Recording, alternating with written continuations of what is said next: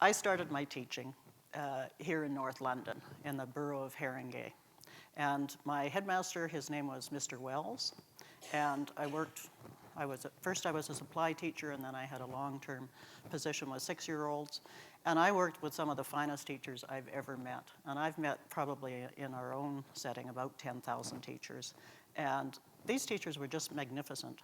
And every Friday we met in the headmaster's study, and we had a glass of sherry. This is a learning model for you. And we talked about one student that we were worried about that week. Now think about how progressive that was. And so, my other data point besides that about your system is that Judy and I go to the same hairdresser, and they have the Daily Mail there as the newspaper. So we know all about your system.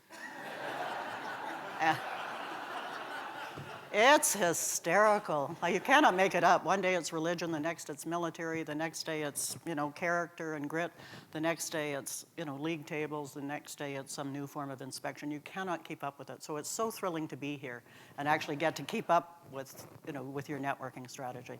That's the first thing. The second thing is we just love your language. When you think about your tradition, you've got to say 100,000 people now come to Bard on the Beach in Vancouver in the summer to see Shakespeare's plays.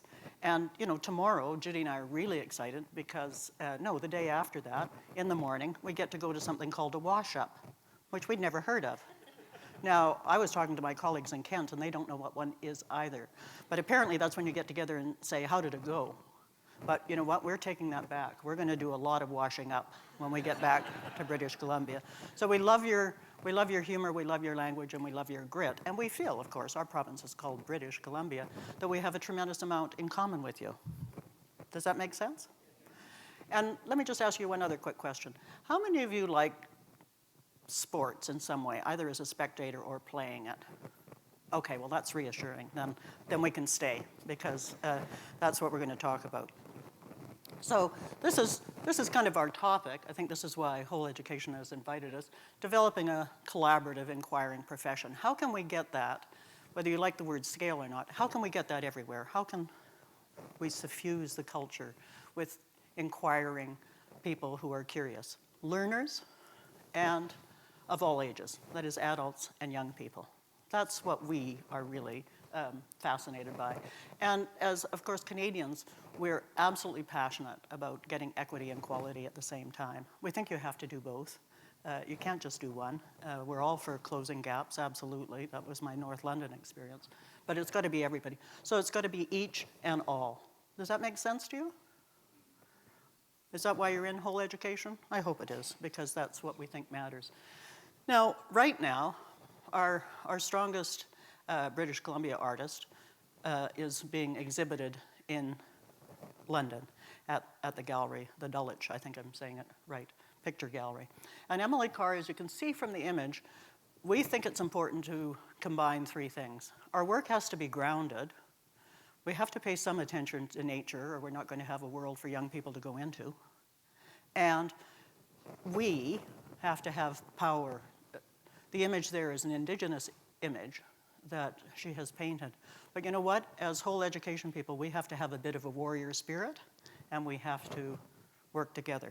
Does that make sense? Because you don't change a culture.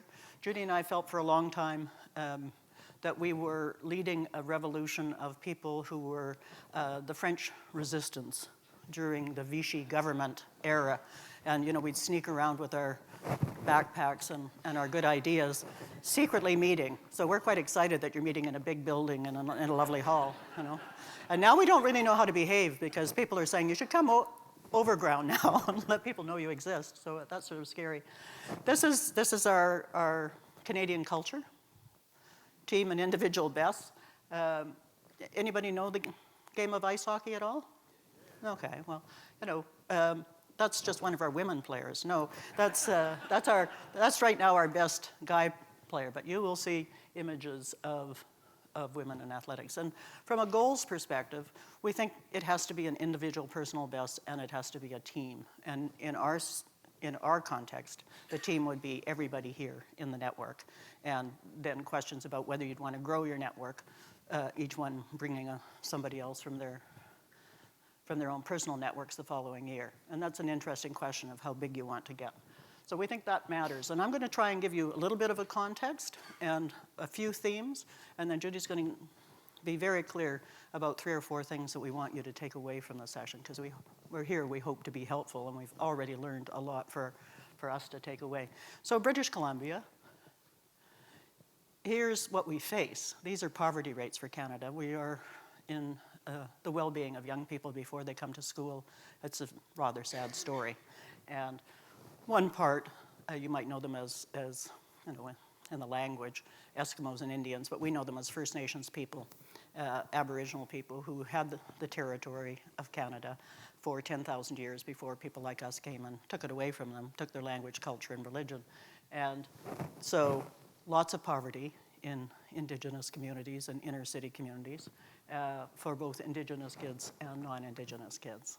And that's, to us, a shocking statistic. 150,000 young people growing up in conditions of vulnerability. Does that make sense? And, you know, I wouldn't be surprised if we could find something similar here. We also have the most contentious labor relations situation in the world. We have just come off a 5-week teacher strike. So networks are very important in our context because you can continue to meet in bars, in, well, not hotel rooms. I was going to say that sounds a bit seedy. Find somebody intellectually attractive and talk with them about an idea.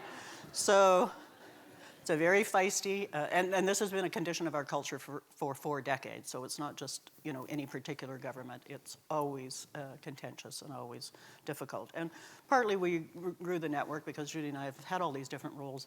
We just need to learn a different way of being, and we were trying to figure out how to do that. Oh, yes. And the other thing, you know that grid that you have that says each one of the effect size strategies? It has the money beside it down there at the bottom. I thought it was a typo. Your tiniest bit of money is mega funding from our perspective. We run the network on micro grants of about £250 per participating school. And we dredge that money up by writing a book and selling it. Okay? It's based on Bangladesh. You know, get a little bit out of money out to the people doing the work. So, you know, the £2,000 per class, that would be like wealth. So just as I said when I came to the network strategy the first time you were doing this, take some of that money and hide it. I used to say in a Swiss bank, but now I don't say that because of the financial crisis. So what have we been able to do? Think about primary teachers, right? Think about those primary teachers at Haringey. Kids come without the kind of language experiences, hungry, often without clothing and the right kind of bedding, and our primary teachers lift them to international standards that we're, given that we're multilinguistic and multicultural, quite proud of. So there we are. There's the ranks. You can look them up. But what was really shocking, I think, was that we became the highest performing province and territory in Canada. And Alberta, right next to us, is really rich, and Ontario is really well organized. And our success has been based on a groundswell of people just like the people in this room getting together and saying, what do we want to become? How can we take that spirit of we want our place to be a better place? So, whole education, values-led, impact, like the language. We don't like to be data-driven. We like to be evidence-informed in our province. But here's what we would say, I think, in reflecting on yours. We think we're vision-driven. So it's the same thing. Values are based there. We're evidence-informed. We think this language is important, inquiry-focused, and we think teamwork is everything within that spirit of individual effort. And it's networks of inquiry and innovation. And we're excited. You'll be able to learn more from David Istance that we're one of the learning laboratories for the emerging work. So how do we think about goals? Because in North America, SMART goals are all in.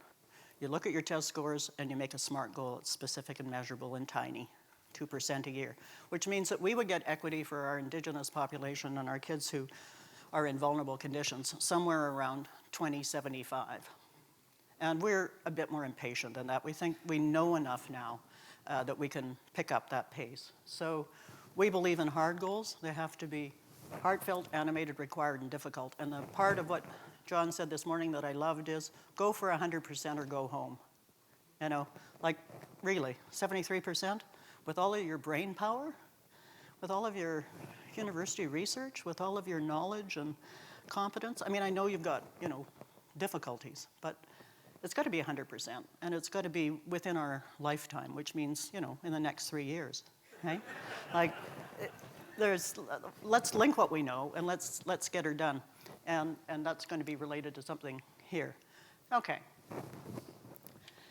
Let me explain crossing the stage, because this is an interesting thing about negative space. I've interviewed a few people, and so far, I haven't found a school in England, and I don't think I saw it in Wales either, where at the end of what we would call grade 12, their graduating year, every one of our young people who have met the standards actually walks across the stage the way a university graduate would, and they actually have the hat and the tassel changed. You seem to have awards assemblies and dance parties, and those are good, we have those too. But you know, it might be interesting just to think about that this is a rite of passage, and that every young person and the community that gets to watch them, because in our communities, and for sure in Haringey, if I'd managed to get Ronald Digby and Kevin Squelch across that grade 12 stage, it would have been a big deal for their families, and it would have been the first young person in their family to do that. And to let that go as a symbol system, I don't know. I just think it's something to think about. So we say, every learner crossing the stage with dignity, they're respected the whole time, with purpose. They have some plans for where they're going to go next, because in our culture you need two more years of development at least before you can enter a job market. And with options. That is, there's some realistic options. And our universities now, all of our kids in care, tuition has been free now at our universities for the last 2 years. I think that's a social justice policy that is pretty exciting and new. This one's hard, and we've changed it. All of these goals, these are the 3 goals of the network, have emerged from conversations like this, and we've tried to write them down and synthesize them. This one used to say, every learner leaving our schools as curious as when they arrived, because they come to us curious, even if they come without a lot of economic background, they're curious. And we managed to squelch that out really early. There's some wonderful Harvard research that counts the number of questions that kids ask when they're 3 and then counts how many questions they ask in grade 3. And so this is a big goal for us, and we think that having a disciplined approach to inquiry for adults and then kids really helps build curiosity. Now, what do you think of that? We're going to have one of those really flash mob opportunities.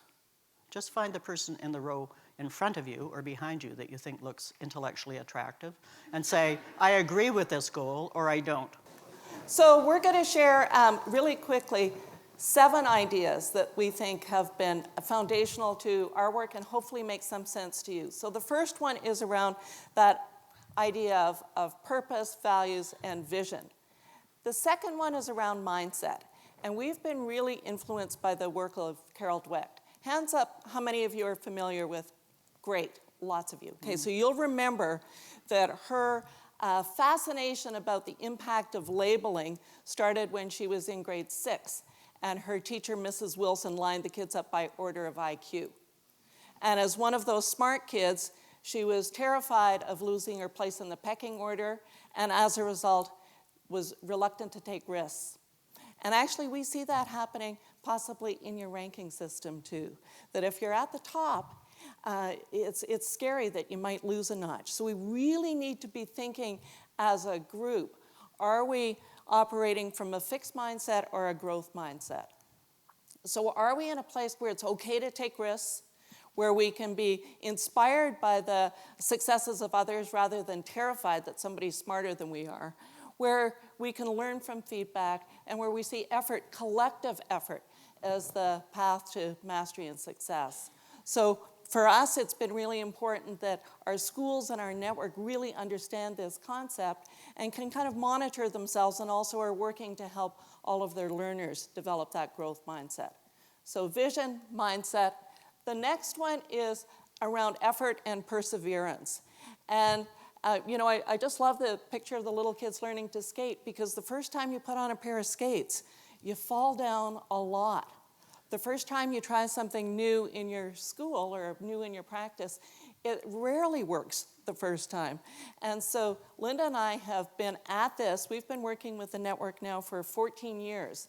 And there have been a lot of times in those 14 years that we could have said, this is just too much. But we've kind of stuck with it. And that's sent an important message around confidence in the profession, that we're not going to give up, and we're not going to give up collectively. So kind of the notion of grit and perseverance.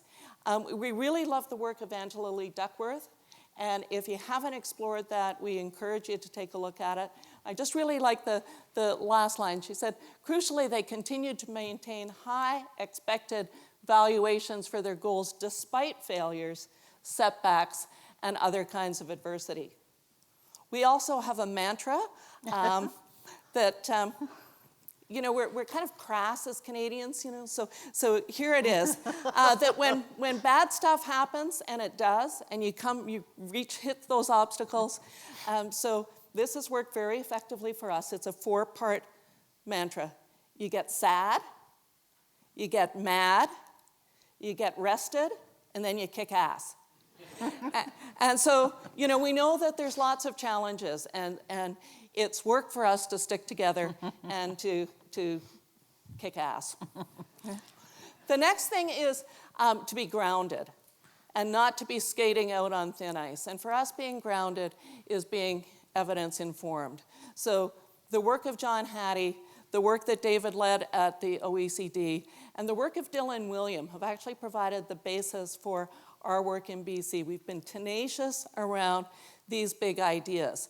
And recently, and we're so lucky that Ron Berger's here, his work on assessment and on having kids own the ethic of critique is extremely helpful. So within our networks over the last 15 years, these have been the foundational ideas, and we haven't budged from those. The next is around teamwork. And one of the, there was a dinner last night for some of the people that are here. One of the comments that was made was, we'll know that this conference is a success if we walk out of here talking more about we than talking about I. And that we're thinking about our collective success and how we work together. One of the rules that we have in our network is that when you come to a network meeting or an event, you leave your formal role at the door and you enter as a learner. So if you go on our website and you look at the case studies, you'll never see this is the head teacher, the department head, or the vice principal. It's just who are the members of the team. That's been important in our context. I don't know if it would work here, but I just encourage you to think about how do we create the kind of culture where we all see ourselves as learners with an equal contribution to make. These are just some of the numbers of what's been involved over time, and we started small. Our first year, there were 34 schools involved in the network, and now we can say with confidence that in one way or another, about half the schools in the province are involved. We've had the great good fortune of working with Louise Stoll for several years, and a few years ago, we took a look at what's working in the network that she was working with in Ealing and what was working in the schools that we were working at. And we had identified these factors. And we've put persistence in capital letters because that's really what it takes. Okay? We've had some impact studies done. We really believe in knowing what difference this work is making. So 2 years ago, there was a very thorough study done about the impact of teachers being involved in a network that was focusing on improving outcomes for Aboriginal kids. And some of the big findings from that was that notion of catalytic affiliation, which we didn't understand what it meant when we first read it. I thought, what is she talking about? But we've come to understand that there's an energy that builds when people share their ideas, and people are attracted to that. And so that notion of you want to hang around people who are positive and who are enthusiastic and who aren't giving up. So, just to create that sense of the whole education network is a great place to be, and you want to be part of it. The sixth kind of big idea that's been important for us is that notion of having a discipline framework for inquiry. And this has evolved, and we'll be spending more time with the group tomorrow, but this has evolved both from the work in BC and also from the work in New Zealand. And we've collaborated with Helen Timperley around this. I think what separates this framework for inquiry from other forms of action research or teacher inquiry is it starts with what's going on for our learners in the broad sense of their experience. So we want to know what's their experience with respect to the 7 principles of learning. We want to know what their experience is with physical activity, the ability to regulate their emotions. So it's a big look that takes us into a very disciplined approach to improving outcomes for kids.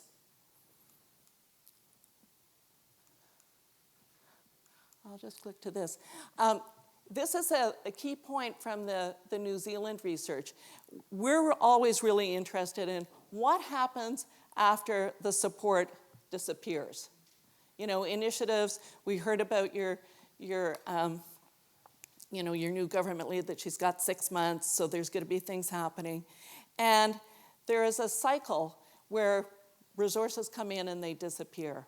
So our big interest is how do we sustain momentum when the support evaporates? And the study from New Zealand was particularly important for us in this context. They had a 6-year big focus on literacy. It was well-resourced. And the question was, what happens 2 years after the support has ended? And so it was Judy and Helen Timperley did this research. It's worth taking a look at the full study, but there were 2 big findings. If teachers maintained the focus on the strategies that they'd learned, they maintained the achievement outcomes for their learners. Is that good? Yes, that's good, right? But here's the bigger one. If teachers continued to work as a team using an iterative cycle of inquiry, their results improved. Okay? So this is the key point for us. Let's work together, let's use a framework for inquiry, and let's stick with it because the results are going to show.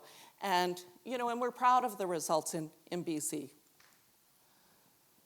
The 7th one is generosity. And there's a term from the Tsimshian people that's wahui. And it's not like the Nike, let's do it. It's let's us do it. Let's us do it together. And we've also learned from our Aboriginal colleagues that our influence grows by what we give away. So one of the things that is part of our network culture is that you always give away freely resources that you've developed, ideas that you've created, and if you receive that, you always acknowledge it by saying, I learned this from Haringey, I learned this from Ealing, I learned this from wherever, okay? So it's that notion of within a network, we give away freely and we acknowledge the source. So the 4 kind of foundational pieces are let's work at this, let's come at this from a growth mindset. Let's draw on what we know about learning. For us, formative assessment is absolutely essential. If kids are going to own their own learning, we have to be living the spirit of formative assessment. And let's use a discipline framework for coming at it. And here's Emily Carr. We found a good picture of her. If you Google her, you'll find that she looked very weird toward the latter part of her life. And she was kind of renowned for sitting on a corner in Victoria, which is our most British city, with a monkey on her shoulder and doing sketching. She was a true eccentric. She was also a gifted artist, persistent, a genius, and she really respected her place. And we just really love this quote, that we're going to experiment and try things out for yourself. You may not be sure of what you're doing. It may feel really weird sometimes, and that's okay. You're feeling your way into something better. That's what we've done in BC, and that's what we're doing here, because we're going home with new ideas already. Mm-hmm. So we want to thank you very much for inviting us to be part of this, and we look forward to the continuing conversation.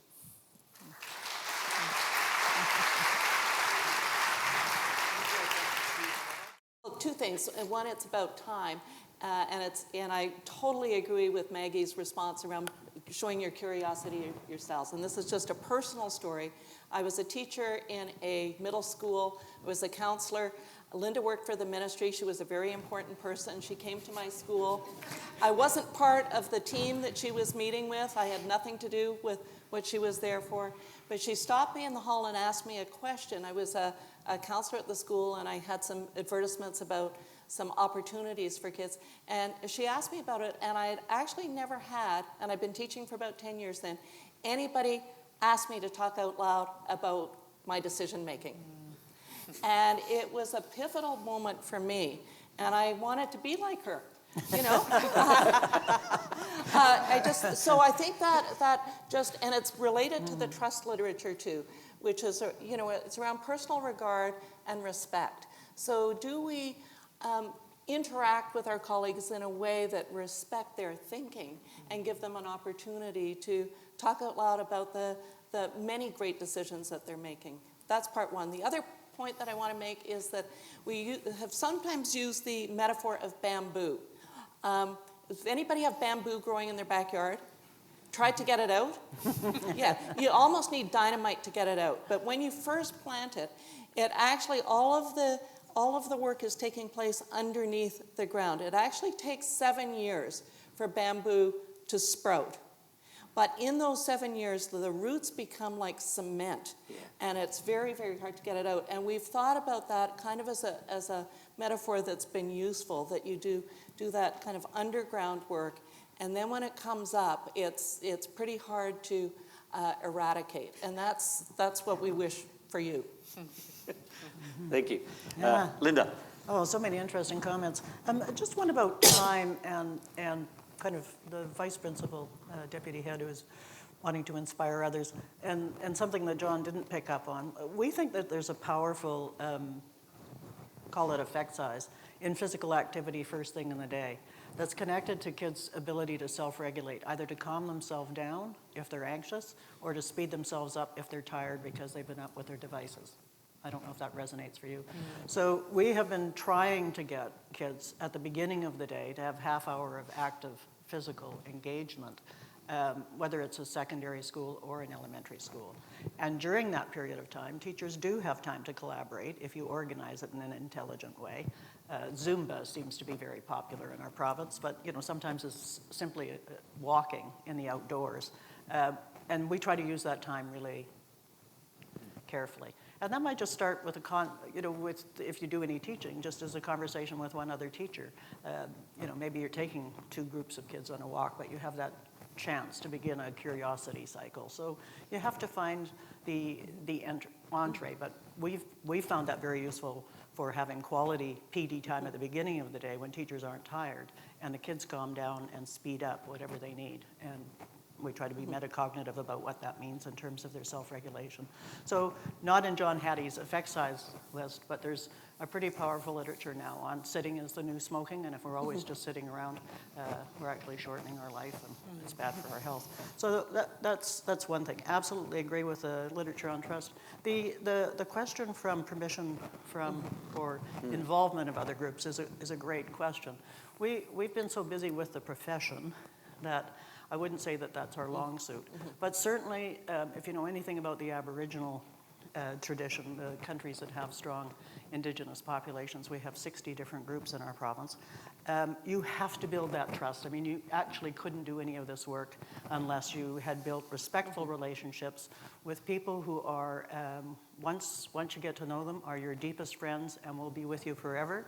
But that takes, it might take a year or two to get to know some of you to get that trust with people who've been very hurt takes about 10 years. So that's probably where we put our energy. And then we were on a tour of Ireland in September, and every time we get a group, and they were mainly business people on the tour, we engage in teaching activity because they were trapped on the bus. So, and they were people with, because we took the point that, helping the business community understand, A, our successes, because that's not what the journalists report, and B, getting more intelligent links is a good thing as we're moving the work forward. Although I'd have to say that as Western Canadians, we're much more fond of the co-op and credit union model than we are of business per se.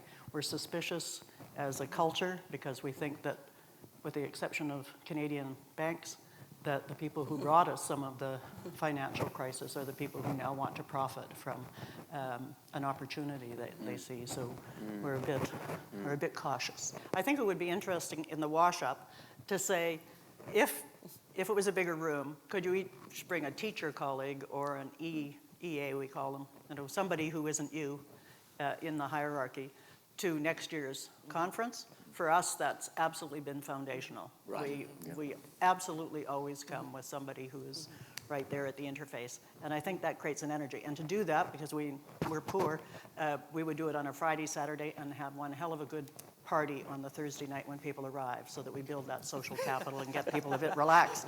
And that seems to have been powerful in our culture. I'm sure it's unique to British Columbia.